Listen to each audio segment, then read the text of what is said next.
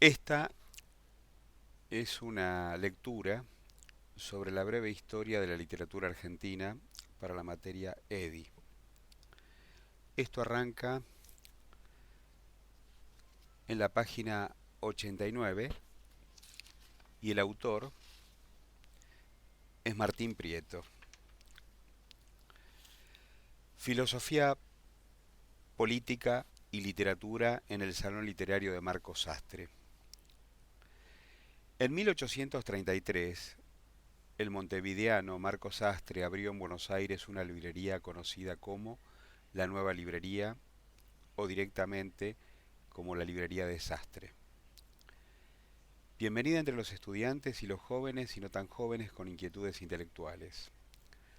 A principios de 1835, la librería inaugura un gabinete de lectura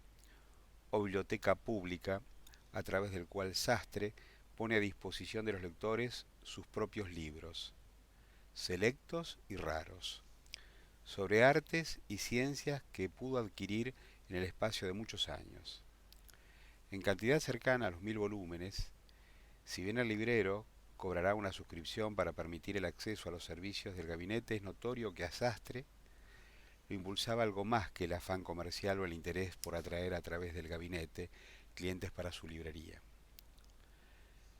En poco tiempo, la librería y el gabinete se convirtió en centro de reuniones tanto de los estudiantes como del público culto y letrado de Buenos Aires que, como recuerda Vicente Fidel López, encontraba en Sastre a un erudito bibliógrafo y a un consejero siempre dispuesto a indicar lo que sabía con un laconismo y una seriedad en que no transpiraba nada de mercantilismo. A principios de 1837, Sastre decide organizar entre un selecto grupo de los asistentes a la librería un salón literario que se inaugura a mediados de año y cuyos discursos inaugurales precisan su alcance y su motivación. El mismo Sastre leyó un trabajo titulado Ojeada filosófica sobre el estado presente y la suerte futura de la nación, donde se muestra entusiasta en cuanto a que una nueva generación vaya finalmente a poner fin a todos los errores que han entorpecido el desarrollo intelectual y la marcha pacífica del progreso en la Argentina, desde la independencia en adelante, proclamando la necesidad de una segunda independencia política, científica y literaria. Pero para Sastre, el primer paso hacia la segunda independencia estaba dada ya con el gobierno y con la figura de Juan Manuel de Rosas, dotado de gran capacidad, activo, infatigable y felizmente animado de un sentimiento de antipatía contra toda teoría extraña. Rosas es, para Sastre, el hombre que la providencia nos presenta más a propósito para presidir la gran reforma de ideas y costumbres que ya ha empezado. Él refrena las pasiones mientras las virtudes se fortifican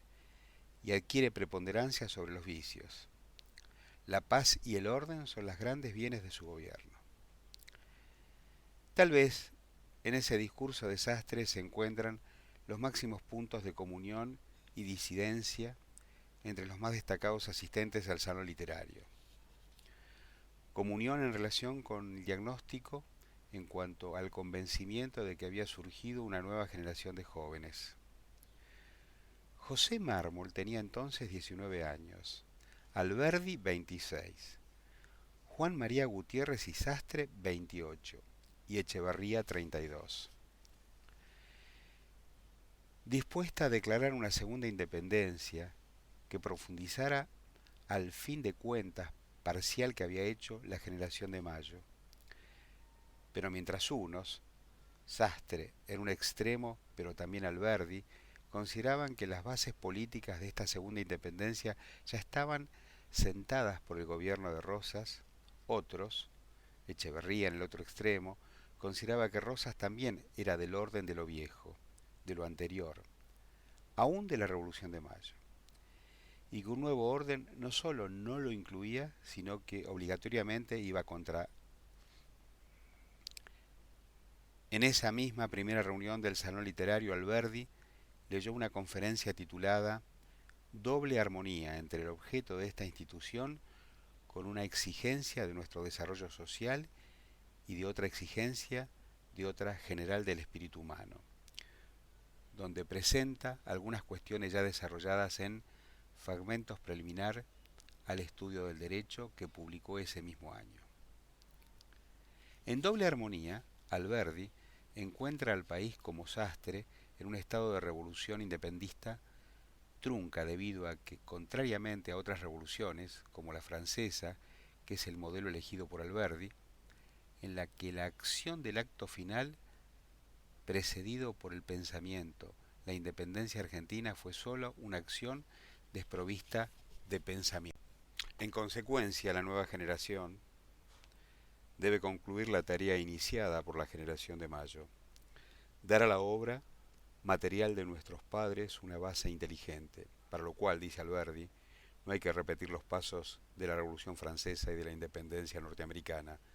sino lo que nos manda a hacer la doble ley de nuestra edad y de nuestro suelo. Seguir el desarrollo es adquirir una civilización propia, aunque imperfecta, y no copiar las civilizaciones extranjeras, aunque adelantadas. Cada pueblo debe ser de su edad y de su suelo. Para Alberdi, como para Sastre, la nueva revolución filosófica y cultural se encontraba en 1837, amparada en una revolución política encabezada por Rosas. De suerte que la misión de los nuevos, escribe Alberdi, viene a reducir, a dar a los otros elementos de nuestra sociabilidad una dirección perfectamente armónica a la que obtenido el elemento político en manos de este hombre extraordinario. Juan María Gutiérrez finalmente leyó una conferencia titulada Fisonomía del saber español, ¿cuál debe ser entre nosotros? En lo que se propone señalar más acotadamente que sus predecesores en el uso de la palabra, cuáles son los objetos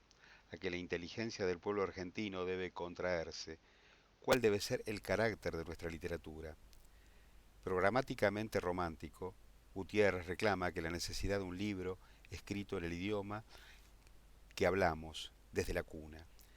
El libro que encierre a su vez la poesía, religión, filosofía, la historia del corazón,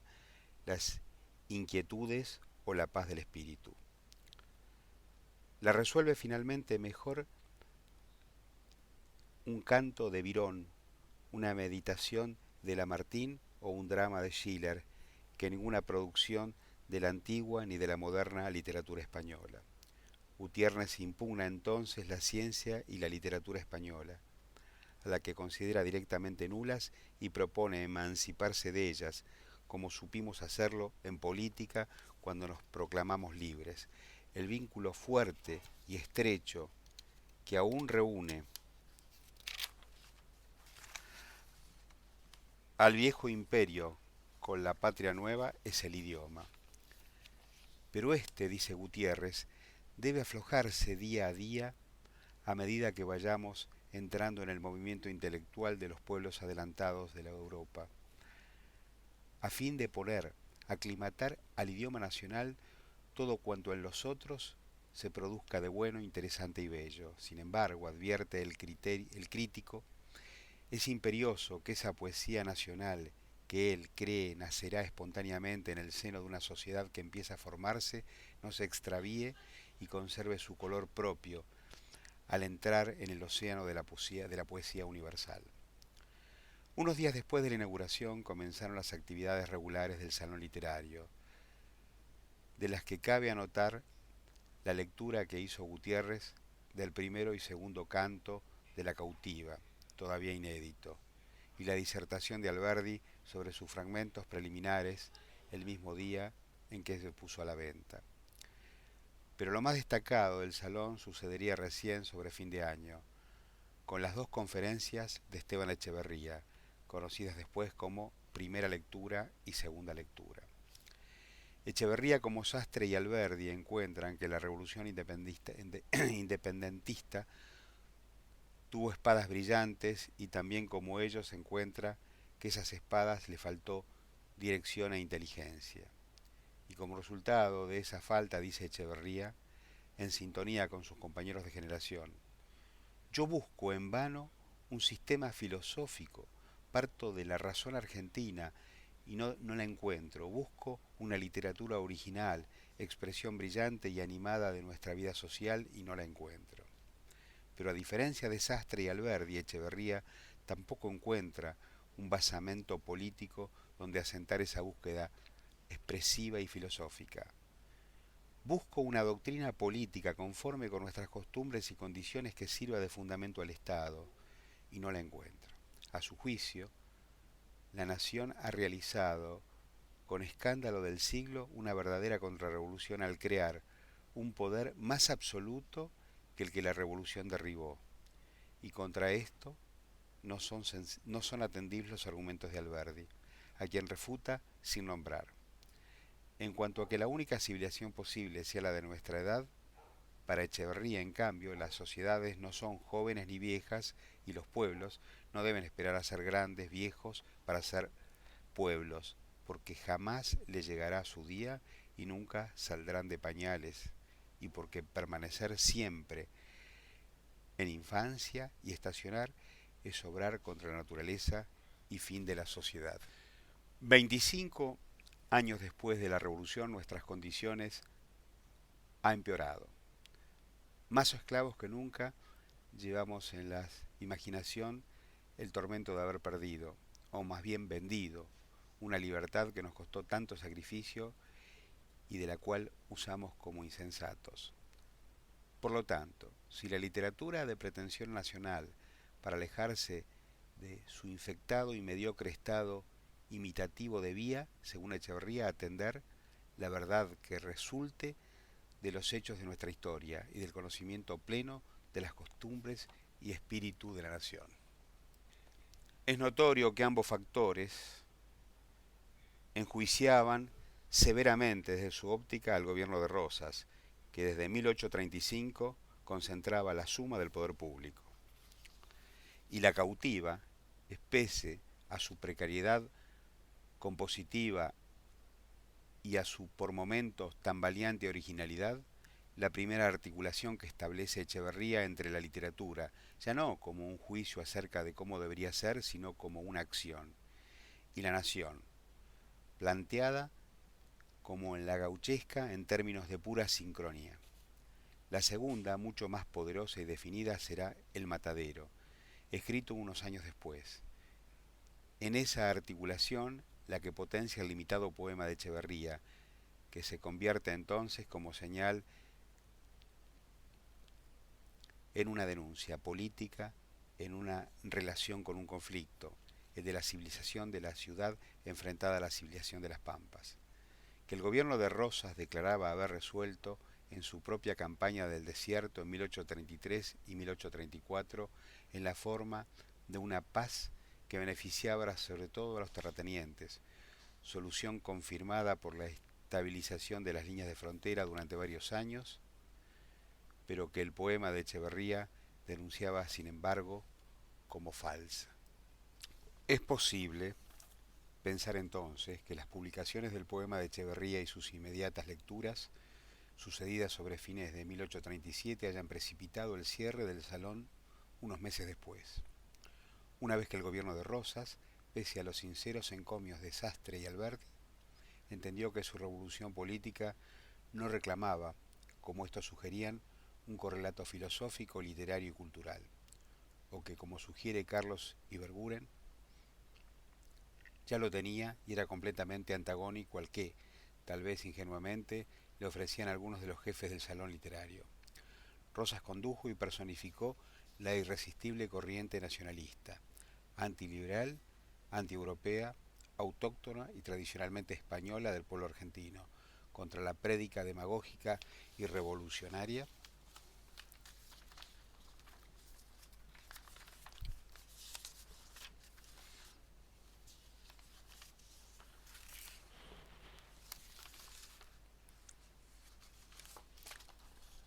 de los legistas, anarquistas y francmasones, como llamaban los unitarios agitadores y propagandísticos del liberalismo. Como sea, En enero de 1838, imprevistamente, Marcos Sastre anunciaba al diario de la tarde que se le ha tenido que conveniente interrumpir la suscripción. El salón literario, suplicando a aquellos que tengan en su poder libros de salón, que los devuelvan. Y en mayo anuncia finalmente el cierre definitivo de la librería argentina, la liquidación del restante por cualquier precio, pero que no sea este inferior al que tienen los libros que desestinan para envolver. Y se va a Montevideo. En abril de ese mismo año había cerrado ya el periódico La Moda, que había comenzado a publicarse el 18 de noviembre del año anterior, dirigido en los papeles por Rafael Jorge Corbalán, hijo del edecán de Rosas, y en los hechos por Juan Bautista Alberdi, quien firmó allí cantidad de artículos costumbristas con el seudónimo Figarillo y continuó con su ímproba tarea de seducir al gobierno de Rosas, es decir, a Rosas, con los beneficios de adoptar la filosofía del progreso. De hecho, festejando el tercer aniversario de la concentración por parte de Rosas de la suma del poder público, La Moda alabó el admirable progreso inteligente operado en la juventud durante el período, y enfatizó que las luces, pues, no tienen sino motivo de gratitud y respeto de un poder que no ha restringido la importación de libros, que no ha sofocado la prensa, que no ha mutilado las bibliotecas, que no ha intervenido la instrucción pública, que no ha levantado censura periódica ni universitaria. Las luces no tienen más enemigos que los restos consuetudinarios del antiguo régimen,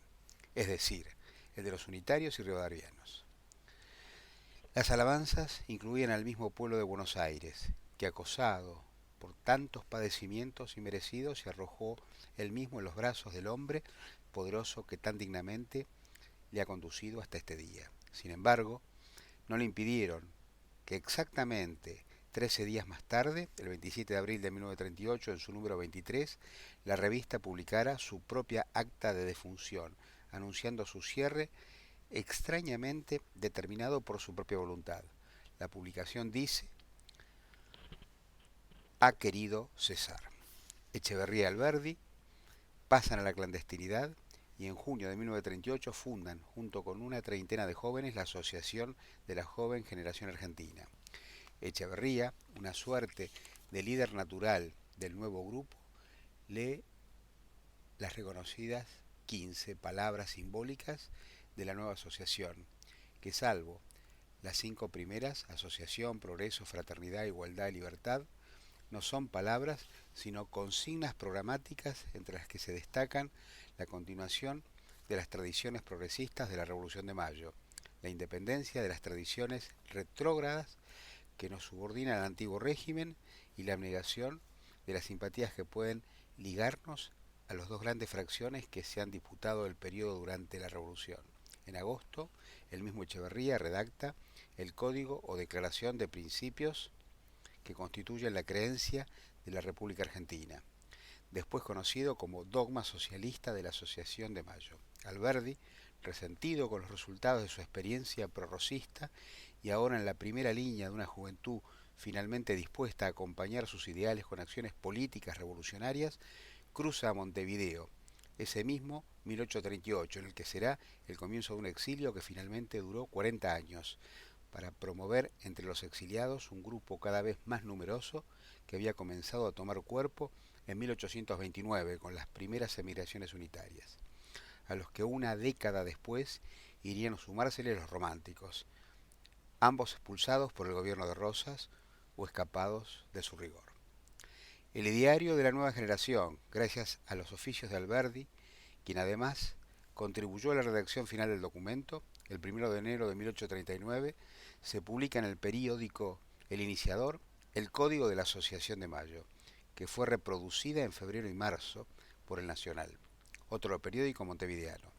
Los diarios uruguayos que entraban en la Argentina de contrabando difundían en el país el nuevo diario que encontró notorios adeptos y promotores en otras provincias. El joven Domingo Faustino Sarmiento en San Juan y Marcos Avellaneda en Tucumán. Este último, 1840, encabezó la Coalición del Norte, un importante grupo de apoyo al ejército unitario de Juan Lavalle. Desde Montevideo, y en alianza con el gobierno francés, pretendieron derrocar al gobierno de Rosas, en lo que fue la rebelión más importante contra el gobernador, pero acabó derrotado, debido sobre todo a la falta de apoyo popular, con Lavalle y Avellaneda muertos y decapitados. La conformación de la nueva agrupación y la difusión de las nuevas ideas más allá del mismo cenáculo en las que se generaba. Y entonces, por fuera del control del gobierno, promovieron una intensificación de la persecución de sus integrantes y adeptos que tuvo efecto inmediato entre los nuevos escritores argentinos. Echeverría se refugió en la estancia de su hermano, en la provincia de Buenos Aires, y en 1840 cruzó a Montevideo. José Mármol cayó preso en 1839 y al año siguiente se exilió en Montevideo. Juan María Gutiérrez, también en 1840, huyó a la misma ciudad y Sarmiento, ese mismo año, perseguido por el gobierno, escapó a San Juan y luego a Valparaíso. El Matadero, posiblemente en la estancia de su hermano o en los primeros años en Montevideo, Echeverría escribió su obra más importante, El Matadero, un relato de 20 páginas que precisa desde su mismo argumento los alcances políticos de la cautiva. En la víspera del Día de Dolores en Buenos Aires y en los años de Cristo, hay que pensar que se trata de 1839, el año siguiente de la muerte de la heroica Encarnación Escurra, la esposa de Rosas, visto que varios de los protagonistas del relato llevan luto en su memoria.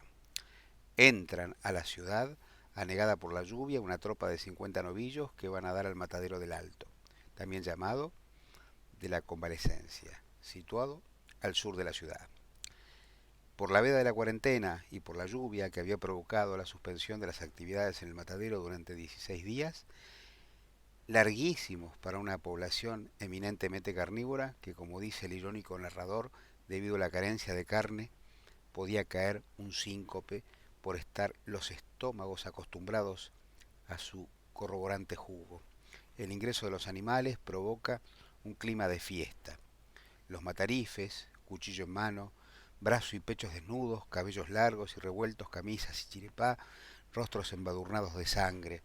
Detrás, bregando por la panza y las tripas de los animales, las negras y mulatas achuradoras. Más atrás todavía, una comparsa de muchachos dispuestos a echar mano a cualquier resto del animal que fuera aún comestible, y al final de la escala, los perros y las gaviotas carroñeras conformaban una escena festiva repetida 49 veces alrededor de cada uno de los novillos. Él también, la poca importancia que tiene el episodio en el matadero y en el símbolo que el lector ya sabe que es el matadero a esta altura del relato. Una hora más tarde, los jinetes traen de vuelta al toro del corral, donde del niño desgollado por el lazo no quedaba sino unos charcos de sangre, y donde Matasierra, el más bravo de los matarifes, hunde la enorme daga hasta el puño con la garganta del toro para sacarlo después y mostrárselo humeante y roja a los otros matarifes, a las mujeres y los niños que estaban allí. Pasaron del entusiasmo asistentes del espectáculo y que habían pasado, y cuando parecía que la actividad estaba cerrada, la voz ronca de un carnicero anuncia la presencia en las inmediaciones del matadero de un unitario. La patilla unida con la barba en forma de U, la falta de la distintiva divisa punzó de la Federación, el hecho de que no llevara luto por la muerte de Encarnación Escurra y que, en fin, montara como los gringos, delatan su condición política, provocan su enfrentamiento con Matasiete y su final, atado a una mesa en la casilla del juez cuando, resistiéndose a que le bajen los calzones para que lo azoten a nalga pelada con un vergajo, entonces con un látigo hecho con una verga de toro, seca y retorcida, revienta de rabia y muere. Como en la cautiva, el enfrentamiento entre civilización y barbarie se destaca como la significación profunda del relato de Echeverría. Pero mientras puede establecerse una equivalencia en ambos textos en relación con uno de los términos de la oposición. El otro, en cambio, sufre un significativo desplazamiento. En efecto, los dos personajes que simbolizan la civilización, Brian en La cautiva y el unitario en El matadero, responden a una misma caracterización, en tanto héroes románticos y vencidos. Pero la barbarie, que en el poema de 1837 estaba ambiguamente representada por los indios pampas, que eran la oposición a un progreso territorial ambicionado, tanto por los románticos como por todo el poder rosista. En El matadero, esa barbarie es desplazada hacia la misma figura de Rosas, la de Encarnación Escurra y la de los matarifes, como el símbolo de sicarios del régimen. Con ese desplazamiento, Echeverría precisa los dos términos de la oposición que desarrollará Sarmiento en Facundo, como sistema y programa para estudiar las costumbres y hábitos de la República Argentina, civilización y barbarie. Pero Sarmiento encuentra que Rosas, falso, corazón helado, espíritu calculador, que hace del mal sin pasión y organiza lentamente el despotismo con toda la inteligencia de un Maquiavelo, es una versión sofisticada y ciudadana de la barbarie, y que el bárbaro verdadero, cuya biografía posee el secreto de la vida y las convulsiones internas que desgarran las entrañas de un noble pueblo, es el caudillo riojano Facundo Quiroga. Con ese nuevo desplazamiento de la simbología de uno de los términos de la oposición, Sarmiento resuelve positivamente lo que en Echeverría es aún un problema: el explícito enfrentamiento bipolar entre dos valores absolutos que El matadero además tiene proyección en los encontrados lenguajes de los bárbaros y del unitario, mientras el de aquello es vivaz y criollo. El del unitario parece en cambio responder a una convención más castellana que argentina, como puede verse en su retórica respuesta a las inquisidores cuando le preguntan por qué no lleva el luto por la heroína, y él contesta: